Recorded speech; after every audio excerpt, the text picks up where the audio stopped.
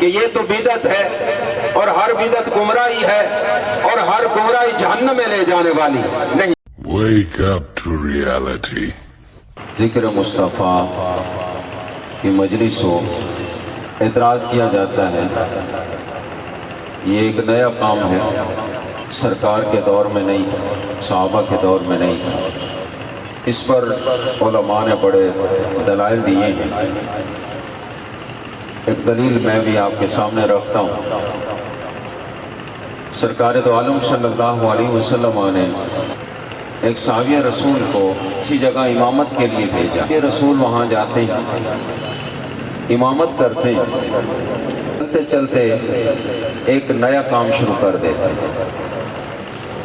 ہر رکعت کے اندر سورۃ فاتحہ پڑھتے ہیں، سورۃ فاتحہ کے بعد کوئی نہ کوئی سورت، پھر وہ سورت پڑھ لینے کے بعد بھی سورۃ اخلاص، قل هو اللہ احد، یہ سورت ضرور پڑھتے ہیں۔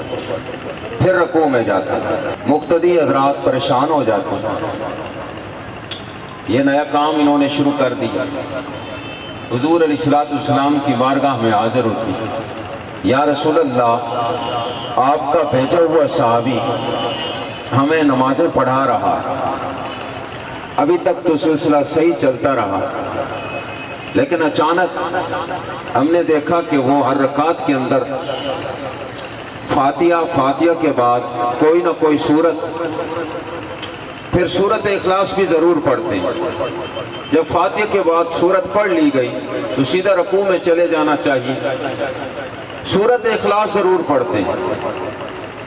سرکار دو عالم صلی اللہ علیہ وسلم نے اس صحابی کو بلوایا اور پوچھا کہ کیا ایسا کرتے ہو؟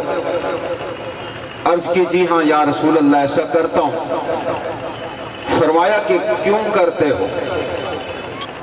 عرض کی یا رسول اللہ، سورت اخلاص سے پیار بڑا ہے، محبت بڑی ہے، رکوع میں جانے لگتا ہوں تو سورت اخلاص کی محبت مجھے کھینچتی ہے، سورت اخلاص پڑھنے پہ مجبور ہو جاتا ہوں، تو اس لیے ہر رکعت کے اندر فاتحہ کے بعد سورت پڑھ لینے کے بعد بھی سورت اخلاص پڑھنا میری عادت بن چکی ہے۔ حضور نے یہ ارشاد نہیں فرمایا اے صحابی، نہ یہ میرا عمل ہے نہ میرے بڑے صحابہ کا عمل، کسی نے یہ کام نہیں کیا اور تو نے اپنی طرف سے یہ کام شروع کر دیا ہے۔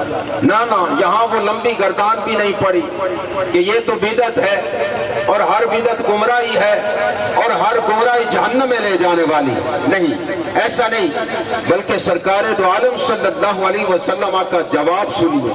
حضور نے ارشاد فرمایا حبک ایاہ ادخلک الجنہ، فرمایا کہ اے صحابی، اگر تو سورت اخلاص کی محبت کی وجہ سے ہر رکعت کے اندر سورت پڑھ لینے کے بعد بھی سورت اخلاص ضرور پڑھتا ہے، فرمایا کہ تیری یہ محبت تجھے سیدھا جنت میں لے جائے گی۔